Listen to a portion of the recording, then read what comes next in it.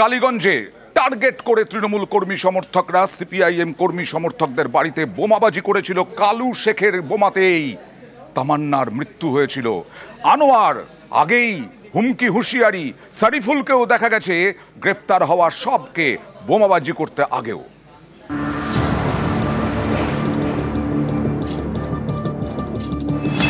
আমি বোমা ছড়েছি।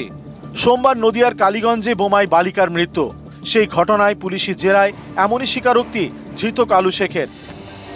সোমবার কালীগঞ্জ বিধানসভা উপনির্বাচনের ফল বেরোয়। কয়েক রাউন্ড পরেই তৃণমূল বড়সড় লিড নেয়। তখনই কালীগঞ্জের মোলান্দিতে বিজয় উল্লাস শুরু হয়ে যায়। অভিযোগ, সিপিআইএম কর্মী সমর্থকদের বাড়ি লক্ষ্য করে বোমা ছোড়া হয়। প্রাণ যায় 10 বছরের তামান্না খাতুনের। এই ঘটনায় মঙ্গলবার রাত পর্যন্ত 5 জনকে গ্রেপ্তার করেছে পুলিশ। তাদের মধ্যে একজন কালু শেখ।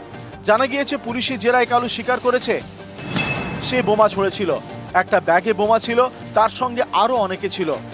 এদিন ঘটনায় আদরের বেটা কালু ছিল, আদর ছিল, গাওল ছিল, গাওলের বেটা ছিল। ওরা 4-5টা ভাই।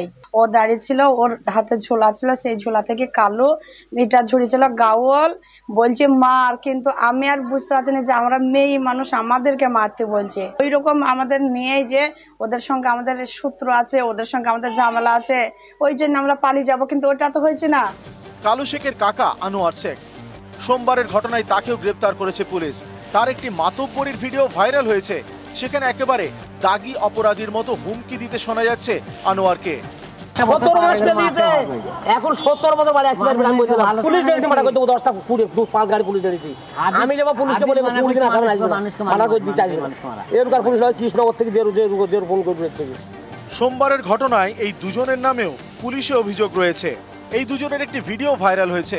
গত পঞ্চায়েত নির্বাচনের সময়ের ছবি, যেখানে দুজনের হাতে ড্রাম ভর্তি বোমা।